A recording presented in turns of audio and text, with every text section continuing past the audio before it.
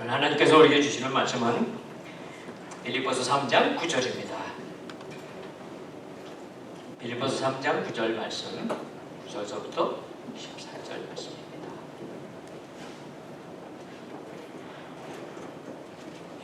(9절부터) 14절 한 절씩 교독하십니다. 그 안에서 발견되기 위한 것입니다. 내가 가진 의는 율법에서 난 의가 아니요 그리스도를 믿음으로써 얻는 의, 곧 믿음으로 인해 하나님께로서 난 의입니다. 그분의 부활의 능력을 알고 그분의 죽으심을 본받아 그분의 고난에 동참하는 것이 무엇인지 알기 위해 어떻게 해서든지 죽은 사람들 가운데서 살아나는 부활에 이르고자 합니다. 나는 이미 얻었거나 이미 온전해진 것이 아닙니다. 나는 그것을 붙잡으려고 쫓아갑니다. 이는 나도 그리스도 예수께 붙잡혔기 때문입니다. 형제들이여, 나는 그것을 붙잡았다고 생각하지 않습니다. 그러나 이 한 가지만은 말할 수 있는데 곧 뒤에 있는 것은 잊어버리고 앞에 있는 것을 붙잡으려고 그리스도 예수 안에서 하나님께서 위에서 부르신 그 부르심의 상을 위해 푯대를 향해서 쫓아갑니다. 아멘. 오늘 말씀 제목은 아름다운 정상입니다. 많은 사람들이 자기가 하는 분야에서 최고가 되려고 이렇게 애쓰고 살아갑니다. 그래서 그 최고의 위치, 정상의 위치에 도달한 사람들을 부러워하기도 합니다. 물론 그러한 정상의 위치에 가는 것은 어렵지요. 대단히 희귀합니다. 1000명 중에 1명, 10,000명 중에 1명, 아니면 그보다 더 많은 사람들이 1명이 그 자리에 가 있겠죠. 모든 노력을 다해서 그 자리에 가려고 애를 씁니다. 그러나 대부분의 사람들은 그런 자리에 갈 수는 없습니다.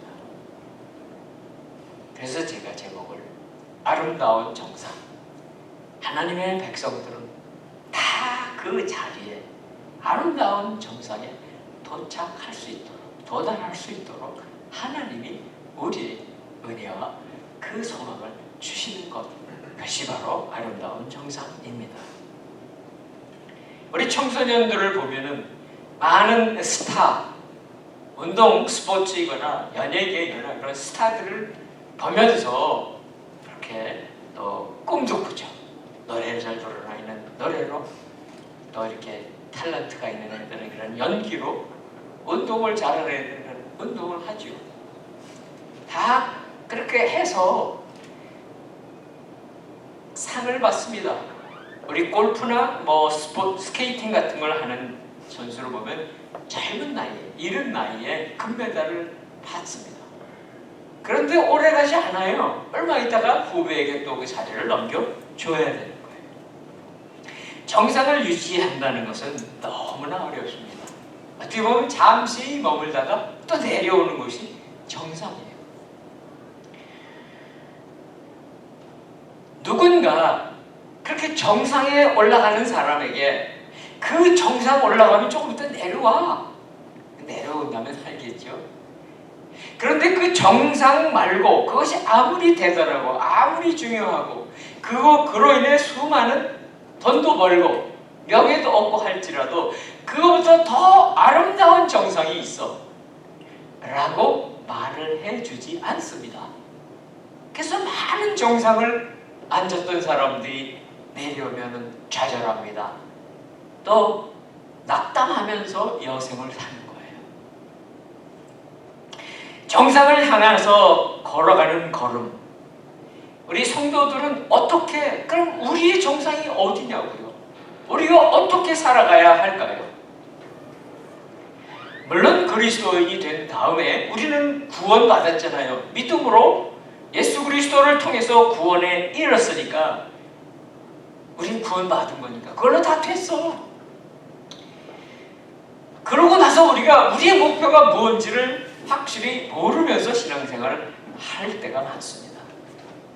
이런 일이 빌립보 성도들에게도 일어났습니다. 줄 압니다. 그러니까 난 다 구원받았거든. 나 구원받았어. 이제 더 받을 게 없어. 노력할 필요도 없어. 애쓸 필요도 없다면서 그래 나는 이제 다 끝난 거야. 그러면서 다른 사람들을 힘들게 하거나 하는 경우가 생겼던 것입니다. 그럼 도대체 우리가 신앙을 가진 이후에 구원받은 성도로서 우리의 목표, 여러분들의 정상은 어디여야 합니까? 또 교회로서도 어떠한 목표를 가지고 가야 합니까? 그런 마음을 가지고 오늘 말씀을 한번 나누도록 하겠습니다. 9절 같이 읽습니다. 9절 시작. 그 안에서 발견되기 위한 것입니다. 내가 가진 의는 율법에서 난 의가 아니요 그리스도를 믿음으로써 얻는 의, 곧 믿음으로 인해 하나님께로서 난 의입니다. 그리스도인에게는 의는 반드시 필요합니다. 의라고 하는 것은 올바르다는 거죠. 허물이 없다는 거죠. 잘못이 없다는 거예요. 그리스도인은 하나님과의 관계가 열려있는 사람들입니다. 하나님과의 관계가 막혀있거나 닫혀있다고 하면 곤란하죠. 마치 우리가 부모님으로서 여러분이 자녀들을 키울 때 자녀하고 부모의 관계는 자연스럽습니다. 의사도 소통이 돼야 되고 그렇죠? 우리 사춘기 자녀들을 키우면서 어려운 게 뭐예요? 소통하기가 어려운 거예요. 아무리 옳건 아무리 뭐 좋은 거라도 다 거부하고 보는 그런 사춘기 아이들. 자, 그 소통이 안 되는 거예요. 관계가 부자연스러운 거죠. 그런데 하나님과 하나님의 자녀의 성도들의 관계도 비슷해요. 그 관계가 하나님과의 관계가 벌림이 있거나 막힘이 있어서는 안 돼요. 바로 부모와 자녀가, 부모는 자녀를 사랑합니다. 자녀들은 부모를 공경해야 합니다. 그래야 순조로운 관계가 됩니다. 그렇다면 하나님과 우리의 관계는 어떨까요? 그 관계에 껄끄러운 것이 생기는 것, 뭔가 불편함이 있는 것, 그게 의롭지 않은 거예요. 그러니까 의가 있어야 돼요. 의가 있어야 돼요. 왜냐하면요, 하나님은 거룩하시거든요. 티끌만큼도 허물이 없으세요. 티끌만큼도 잘못을 용납하실 수가 없는 분이세요. 원래 그것이 하나님이세요. 그렇기 때문에 우리는 죄인이거든요. 우리는 아무리 구원받았다 하더라도 우리에게는 허물이 있잖아요. 우리의 허물을 가지고 우리의 죄를 가지고서는 하나님께 나갈 수가 없어요. 하나님께 관계가 열릴 수가 없어요. 그럼 도대체 이 문제, 바로 이 죄의 문제를 어떻게 푸냐?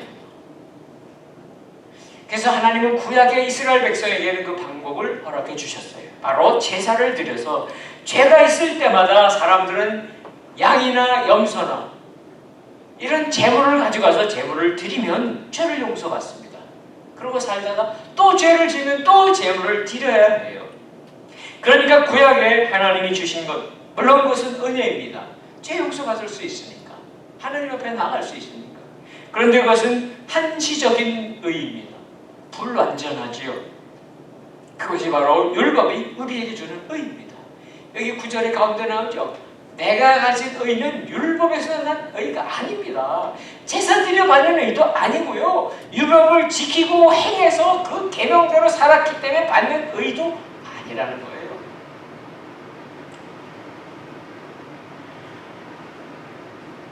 우리가 받는 의는 어떤 것입니까? 그것은 바로 하나님의 사랑을 가지고 이 땅에 오신 독생자 예수 그리스도께서 친히 6월절 어린 양이 되셔서 제물이 되신 거예요. 수많은 제물이 구약에서 드려졌죠. 그 수많은 제물이 다 합치고 다 합쳐져 봐요. 얼마나 많은지 모르지. 수십만 마리 아니 수백만 마리의 제물이 아니 그보다 많은 제물이 바쳐졌을지라도 그 제물을 다 합치고 마지막에 드려졌던 하나님이 친히 당신이 제물 되신 제사, 그것이 바로 십자가입니다. 단 한 번 제사 드리고 그걸로 더 제사 드릴 필요 없습니다. 그 예수님을 우리가 구세주로 믿기만 하면 우리에게 부어지는 의, 그것이 바로 예수님의 의입니다. 그런데 좀 우리 안에 뭔가 좀 시원치 않은 게 있어요. 왜냐면 구약의 제사는 내가 가지고 있었던 양이나 염소를 드렸잖아요. 내 걸 드렸잖아요. 그런데 이 예수 그리스도의 의는 내가 드린 게 아무것도 없어요. 내가 뭐 주머니에서 꺼내서 드린 것도 없고 집에 잘 감춰놨던 걸 드린 것도 아무것도 없어요. 그러니까 내가 받은 의가 뭔가 불확실한 것 같은 생각이 듭니다. 뭔가 이렇게 좀 약간 좀 이상한 것 같은 마음이 든다는 거예요. 그러나 분명한 것은 십자가에서 예수님이 우리 위해서 제물 되신 그 사실, 그것만 믿으면 돼요. 더 지불할 게 없어요. 더 여러분의 것 주머니에서 꺼내지 않으셔도 돼요. 더 이상 우리가 애쓰고 노력하고 뭔가를 지키려고 애쓰지 않아도 됩니다. 그것이 바로 우리에게 주어진 의입니다. 하나님 그렇게 우리를 봐주시겠다는 거예요. 사실 우리는 전부 허물투성인데, 전부 문제투성인데, 하나님께 나갈 때마다 예수 그리스도의 그 십자가, 그 십자가의 의를 우리가 하나님 앞에 내놓기만 하면 그냥 다 통과시켜 주십니다. 자, 그러면은, 그 다음엔 뭐예요? 이렇게 의를 얻었습니다. 완전한 의를 얻었습니다. 그러면 천국 가는 길이 약속되어 있잖아요. 다 확정되어 있습니다. 우리가 그렇게 다 모든 걸 약속받았으니까 이제는 더 받을 게 없다. 더 받을 게 없다. 라고 주장하는 사람들이 빌립보 성도들 중에 있었다는 거예요. 그렇지 않습니다. 우리가 한 게 아무것도 없다. 은혜로 구원을 받았습니다. 은혜로 의로운 자가 되었다면 우리 마음에 감사한 마음이 있어요. 조금이라도 미안한 마음이라도 있어요. 하나님 앞에 그러한 자격, 우리가 받을 수 없는 자격이 없는데도 받았다고 한다면 합당하게 살아야 됩니다. 그것이 바로 9절의 맨 앞부분이에요. 그 안에서, 예수 그리스도 안에서 발견되기 위한 것입니다.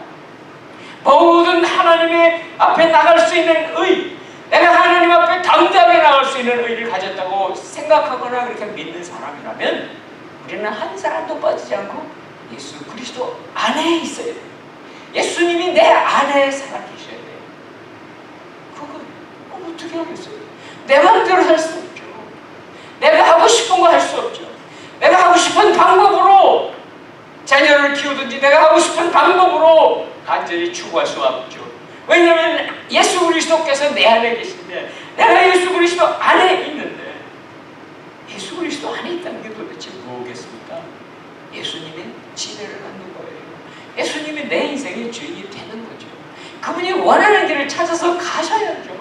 내가 보기에는 아니에요. 우리 현실도 아니에요. 그래도 상관없어요. 주님이 우리 안에 계시고 내가 예수님 안에 있기만 하다면 다른 건 상관이 없다. 그것이 의로운 삶을 사는 자의 핵심이라는 거예요. 그리고 그렇게 살 때에 예수님 안에 사는 자에게는요, 세상이 뭐라고 해도 상관없이 예수 그리스도가 주시는 능력이 있습니다. 예수 그리스도의 이름의 권세와 능력이 우리 안에 부어집니다. 풍성한 하나님의 능력이 우리 안에 부어집니다. 하나님이 그렇게 약속하신 거예요. 하나님이 뭐 누구에게 덤으로 이렇게 나눠주는 것이 아니라 예수 그리스도 안에 있는 사람들에게 놀라운 은혜를 부어주시겠다고 약속하셨지 않습니까? 사랑하는 성도 여러분, 그러니까 우리가 뭐 자랑할 거 없어서 상관없어요. 아니, 자랑하려고 애쓰지 마세요. 내가 저 정상을 올라가리라, 내가 이것만큼을 성취하겠다, 그러면 하나님이 영광 받으시지 않겠나? 그런 거 내려놓으셔도 돼요. 상관없으세요. 그냥 오늘 있는 이 자리, 이 모습 가지고서 예수 그리스도만 자랑하고 그 예수님을 통해서 하나님이 우리에게 약속하신 그 아름다운 자리에 가 있는 우리 모두 되시기를 축원합니다. 10절 11절 같이 읽습니다. 10절 11절 시작. 나는 그리스도와 그분의 부활의 능력을 알고 그분의 죽으심을 본받아 그분의 고난에 동참하는 것이 무엇인지 알기 위해 어떻게 해서든지 죽은 사람들 가운데서 살아나는 부활에 이르고자 합니다. 바울이 말하고 있는 목표, 그렇죠? 바울이 바라보고 있는 정상이 어디냐고요? 바울이 바라보고 있는 것은 여기 10절 11절에 보니까 이 세상의 것이 아니네요. 그렇죠? 이 세상의 것이 아니에요. 금메달이 아니에요. 그렇죠? 큰 상을 받는 게 아닌 거예요. 이것은 바로 오늘 우리에게 주님이 말씀하시고 있는 겁니다. 바울이 말하고 있는 성도의 목표는 너무나 위대합니다. 너무나 큽니다. 예수님은 그것을 위해서 십자가에서 우리의 죽으신 거예요. 그런데 우리는 종종 그래 예수님이 돌아가신 거 내 죄를 용서받은 거 감사하지. 그래서 나 구원받았어. 끝! 그럴 때가 너무나 많아요. 그것이 아니에요. 그것이 아니라고. 예수님은 십자가에 죽고 끝났다면 우리의 믿음은 다 소용없어요. 다 소용없어요. 주님은 바로 그 죽음을 통과하셔서 살아나셨습니다. 죽음을 이기셨습니다. 바로 살아나신 부활하신 예수 그리스도께서 지금 사도 바울을 붙잡고 계신 거예요. 부활이 이렇게 소중한 겁니다. 고린도전서 15장 여러분이 기억나시는지 모르겠어요. 고린도전서 15장 17절에 보면 이런 말씀이 있어요. 그리스도께서 다시 사신 것이 없으면, 예수님이 부활하지 않으셨다면 너희의 믿음, 우리의 믿음도 헛거다. 너희가 여전히 죄 가운데 있을 것이다.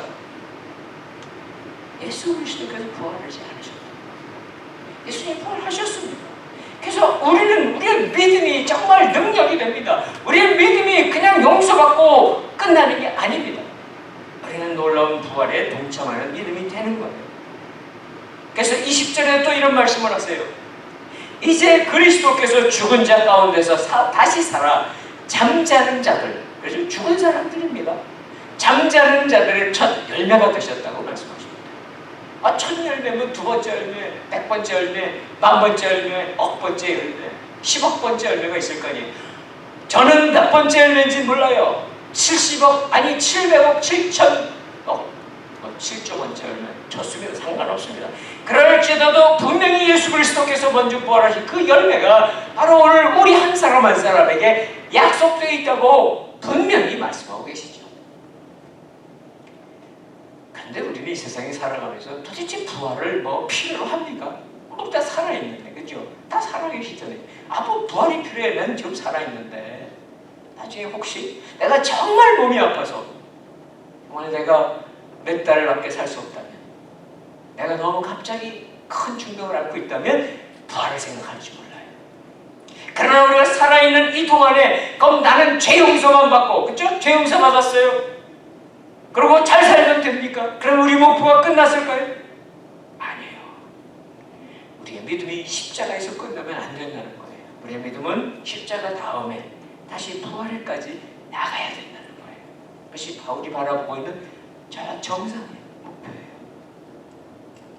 이것은 성경 전체가 우리에게 말씀하고 있는 것입니다. 창세기 3장 15절 원시복음이잖아요. 인류의 조상 아담과 하와가 범죄하였을 때에 우리는 다 죽어야 됩니다. 육신은 물론 다 죽죠. 그 후에 모든 후손들은 죽지만 하나님은 구원의 방법을 우리에게 알려주셨습니다. 그것은 바로 뱀의 후손, 그 뱀의 후손이 여자의 후손으로 오신 메시아를 발꿈치를 상하게 할 것이다. 그래서 결국은 사단은 예수를 십자가에서 죽인 걸로 다 끝나고 승리했다고 생각했죠. 그러나 아닙니다. 창세기 3장 15절 약속해 주신 대로 여자의 후손이신 예수 그리스도께서는 사망 권세를 쳐 부수셨습니다. 그리고 부활하셨습니다. 우리에게 오늘 그 부활하신 예수 그리스도가 살아 계십니다. 우리가 한번 삶 속에 우리가 이 부활의 의미를 다시 한번 붙잡고 살아가셔야 돼요. 그래서 세 가지만 한번 더 말씀드리고 있습니다. 우선 첫째는 무엇일까요? 예수 그리스도의 부활이란 영적인 부활, 그죠? 영적인 부활만이가 아닙니다. 육체의 몸의 부활입니다. 영적인 부활이면 동시에 육체적인 부활입니다. 어떻게 할 수 있는가? 복음서에 보시면 예수님께서 부활하셔가지고 제자들에게 찾아왔습니다. 물론 이렇게 다 벽으로 문으로 잠겨있는 그 상황 속에 투명인간처럼 뚫고 들어오시죠. 신령한 몸이죠. 신령한 몸. 공간과 시간의 제약을 받지 않는 그런 몸입니다. 그러나 주님은 분명히 육체를 가지고 계셨습니다. 그것은 바로 제자들에게 하신 말씀을 통해 알 수 있어요. 누가복음 14장에 보면 이렇게 말씀하세요. 나는 손이 있다. 아니, 발이 있지 않냐? 봐라. 나를 봐라. 나를 만져봐라. 영은 살도 없고 뼈도 없다. 그런데 나는 있다. 자, 봐라. 나는 있다. 그래서 그 예수님은 부활하신 다음에 제자들과 만나서 음식도 같이 먹습니다. 엠마오로 가는 두 제자들에게 같이 밥을 먹었잖아요. 그리고 갈릴리 호숫가에 먼저 가셔서 왔던 제자들과 같이 밥을 먹습니다. 육체가 없는데 어떻게 밥을 먹어요? 그것이 부활입니다. 사랑하는 성도 여러분, 우리가 육체가 있습니다. 잘 간직해야죠. 물론 때로 아플 수도 있고, 그러나 이 육체를 가지고 우리는 부활할 것입니다. 그것이 바로 그리스도의 부활입니다. 두 번째는 무엇일까요? 그리스도의 부활은 영생을 보장해 주는 겁니다.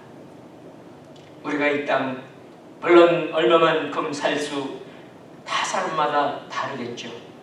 70이든 80이든 더 많이 살든. 그렇지만 모든 사람들은 하나님께서 부활의 주님이신 예수 그리스도에게 맡겨주신 하늘과 땅의 권세, 바로 심판주로 오실 권세를 맡겨주셨잖아요. 그 주님 앞에 다 가서 서야 됩니다. 한 사람도 예외 없습니다. 그런데 우리에게, 성도들에게는 영원한 생명을 약속해 주셨잖아요. 이 예를 설명해 드리자면, 사도행전, 오늘 여러분들이 6월달, 7월달에 계속 묵상하는 사도행전에 보면 스데반이 나옵니다. 스데반은 7 집사 중에 한 사람이었죠. 그는 성령 충만했고 지혜가 충만했던 사람입니다. 그런데 누명을 뒤집어 쓰고 유대인들에 의해서 재판을 당하고 돌에 맞아 죽는 형벌을 당합니다.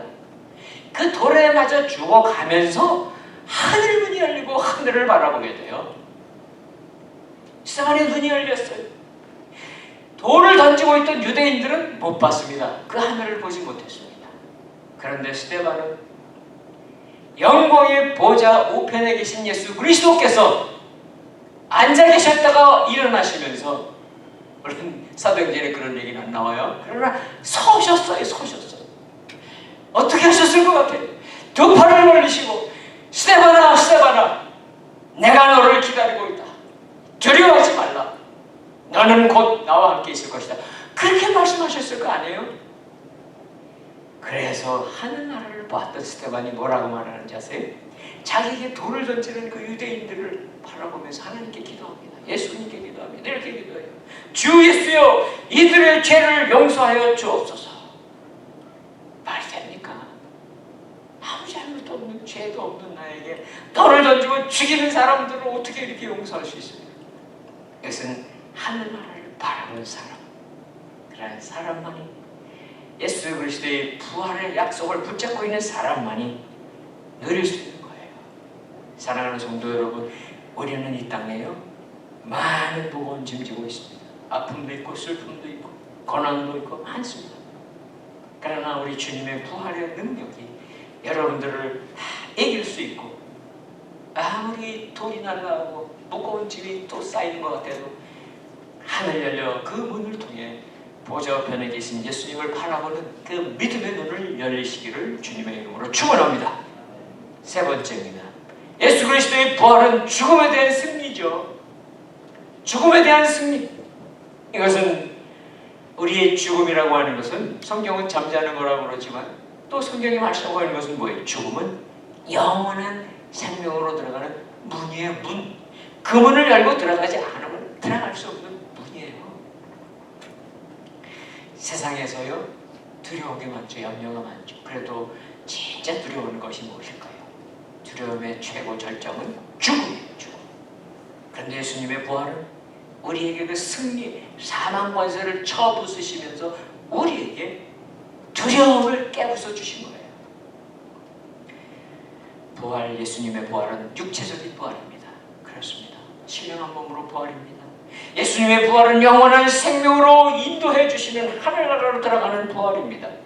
그 예수 그리스도의 부활은 우리가 이 땅에 가지고 있는 어떤 무거운 짐도 다 이길 수 있는 부활입니다. 살아있는 동안에 그 부활의 능력을 붙잡고 살아내 가시기를 바랍니다. 근데 오늘 보세요. 10절 보세요. 10절에 보시니까 이런 말씀이 나와요. 그분의 죽으심을 본받아. 그렇죠? 그분의 고난에 동참하는 것이 무엇인가? 그러니까 부활을 우리가 누리려면 반드시 통과해야 되는 것이 십자가예요. 고난이에요. 십자가 없이는 부활이 없는 거예요. 그렇죠. 예수님이 죽으셨으니까 부활하죠. 십자가에 돌아가셨으니까 부활하죠. 우리 성도들의 인생도 우리가 지고 가는 작은 십자가 반드시 승리케 해주시는 살아계신 예수 그리스도와 함께 하시는 여러분 되시기를 축원합니다. 12절입니다. 12절 함께 읽습니다. 시작. 나는 이미 얻었거나 이미 온전해진 것이 아닙니다. 나는 그것을 붙잡으려고 쫓아갑니다. 이는 나도 그리스도 예수께 붙잡혔기 때문입니다. 말씀해드린 대로 십자가도 모시고 삽니다. 부활도 이제 내 것입니다. 그러면 더 필요한 게 없어야 되잖아요. 더 필요한 게 없어요. 근데 바울 보니까 아니래요.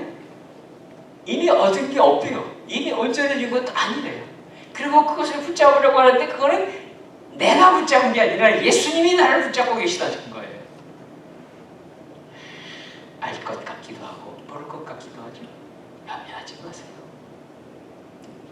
사실 바울 생각해 보세요. 바울은 정말 대단한 사람입니다. 바울이 복음에 관해서 수고한 거는요 정말 최고의 정상입니다. 뭐 아름다운 정상이죠. 아니 바울같이 10년 동안 그 많은 교회들을 개척한 사람이 누가 있어요? 없어요. 없습니다. 정말 없어요. 예수님도 교회를 한 개도 개척 안 하셨거든요. 바울은 정말 대단한 사람. 그런데 그거 아니라는 게 그거 아니다. 이 말씀이 그거 아니다는 거예요. 또 있습니다. 사도 바울의 그 마음을 우리가 알아야 됩니다. 사도 바울의 마음은 무엇인가? 그것은 바로 자기 자신에 대한 예수님 앞에서의 마음이에요. 로마서 7장 24절에 보면 이런 말씀이 있어요. 오호라 나는 곤고한 사람이로다. 이 사망의 몸에서 누가 나를 건져내랴. 아니, 바울이 처음 예수님 만났을 때 한 얘기가 아니고요. 교회도 많이 개척하고 여러 군데 다 개척한 다음에 한 얘기입니다. 바울이라고 하면 정말 하나님의 대사도입니다. 12사도보다 더 큰 일을 했잖아요. 대사도요. 칭찬받아 마땅하죠. 하나님을 위해 정말 수고한 하나님의 종입니다. 칭찬받아 마땅합니다. 뿐만 아니라 그 당시에 수천 수만의 성도들의 영적 아버지죠. 자랑이 너무나 많을 수 있는데 아니라는 게 아니라는 거. 그러면서도 뭐라 그래요? 누가 나를 건져내랴? 이 사망의 몸에서 누가 나를 건져내랴? 절규하는 거예요. 고백하는 겁니다. 이것은 바울의 이 말은 우리에게 이렇게 들려야 됩니다. 이렇게 들려야 됩니다. 바로 바울 같은 위대한 사도도 자기 속에 있는 타락한 본성을 떼어놓을 수 없다는 거예요. 도대체 우리 인간 중에 타락한 본성을 떼어놓을 수 있는 사람이 누가 있겠습니까? 라는 절규입니다. 어떻게 보면 인간 속에 내주하는 우리 속에 내주하고는 죄의 잔재야말로 끊어지지 않고 빠지지 않고 있는 그 잔재야말로 하나님이 우리에게 베푸시는 그 한없는 은혜, 그것을 받을 수 없게 가로막는 거예요. 그리고 모든 인생의 짐들, 여러분이 지고 있는 짐이 어떤 짐이든 다 그 짐들이 여러분에게 짐으로 다가오게 만드는 게 우리 속에 있는 잔재하고 있는 죄의 뿌리들이에요. 고통스럽습니다. 해결 방법이요? 여러분들이 기도하고 있는 어떤 기도 제목이든 그 해결 방법은 아마도 여러분이 기도하고 있는 그 기도에, 그 깊은 기도 속에 이 바울의 고백이 있어야 됩니다. 그래서 바울은 기도했던 거예요. 날마다 기도했던 거예요. 내 안에는 아무것도 선한 게 없습니다. 내 안에는 아직도 욕심적인 생각이 들어있다고 고백하며 기도했던 거예요. 사랑하는 성도 여러분, 우리는 그래도 어느 정도 신앙생활 한 그래도 상대적으로 성숙한 성도들 아닙니까? 그런데 위대한 사도 바울이 고백하는 것을 보면 그렇습니다. 성숙한 신앙은요, 늘 내 자신이 부족합니다. 내 자신이 연약합니다라고 고백하는 성도가 참된 성숙한 성도인 것을 가르쳐주고 계십니다. 자, 이제 말씀 마무리하겠습니다. 13절, 14절 같이 읽습니다. 시작. 형제들이여, 나는 그것을 붙잡았다고 생각하지 않습니다. 그러나 이 한 가지만은 말할 수 있습니다. 곧 뒤에 있는 것은 잊어버리고 앞에 있는 것을 붙잡으려고 그리스도 예수 안에서 하나님께서 위에서 부르신 그 부르심의 상을 위해 푯대를 향해서 쫓아갑니다. 아멘. 아멘. 바울이 이룬 성취는 대단한 겁니다. 말씀드린 대로 누구도 그렇게 할 수 없는 성취를 한 바울이라도 그는 다 붙잡은 게 아무것도 없습니다. 성취한 거 다 내려놓겠다는 것입니다. 뒤에 있었던 일들을 다 내려놓겠다는 것입니다. 그리고 다른 목표가 그에게 있습니다. 바로 아름다운 정상이 그에게 있는 거예요. 그것은 무엇입니까? 14절에 있는 것처럼 예수님 안에서입니다. 예수 그리스도 안에 있는 우리들에게 똑같이 이루어질 것입니다. 하나님께서 부르신 부르심의 상, 그 상이 우리에게 있습니다. 사랑하는 성도 여러분, 우리가 추구하려고 하는 상, 이 세상에 있는 어떤 상을 받았다고 해서 우리가 성취를 다 이룬 게 아닙니다. 잠시 잠깐 끝나는 그 상, 흔들리지 마십시오. 그것이 내 개인적인 상이든 우리 가족의 상이든 그것 때문에 우리가 흔들릴 필요가 없습니다. 우리는 정말 아름다운 상을 받을 거예요. 아름다운 정상에 설 거예요. 그리고 거기에 서면 다시는 안 내려와도 돼요. 후배가 와서 너 내려가라 하지 않습니다. 우리는 그곳을 영원토록 그 아름다운 정상의 삶을 살아갈 수 있어요.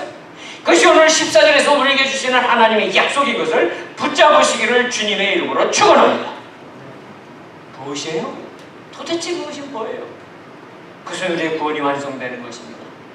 진짜 바울이 원했던 죽은 자들 가운데 살아나는 것을 경험하는 그때까지 가는 겁니다.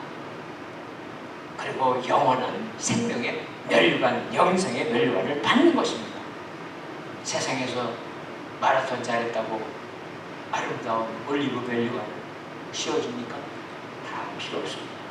하나님의 놀라운 영생의 멸류관, 하나님께서 우리를 왕같이 영원토록 살아가게 하시고 아름다운 정상의 설날을 바라보고 소망하는 성도들로 오늘 이 땅을 살아가면서도 바울처럼 승리하고 바울처럼 부활의 놀라운 능력을 살아가는 예수 그리스도의 종들이 되시기를 주님의 이름으로 축원합니다. 기도하겠습니다. 하나님 아버지, 우리가 이 땅을 살아가면서 높은 상을 받은 사람, 우리 청년들이 청소년들이 바라보는 스타가 되는 자리, 뭔가를 성취했다고 하는 그 자리를 때로는 부러워하기도 했지만 다 그것이 잠시일 뿐입니다. 세상의 자랑일 뿐입니다. 우리를 예수 그리스도 안에 있게 하시고 그리스도께서 우리 안에 살아계셔서 바울이 꿈꾸고 바라봤던 진정한 정상, 아름다운 정상, 하나님 나라를 바라본 자만이 누릴 수 있는 그 아름다운 정상에 도달할 수 있는 꿈을 꾸며 살아가게 하여 주시옵소서. 예수 그리스도의 이름으로 기도합니다.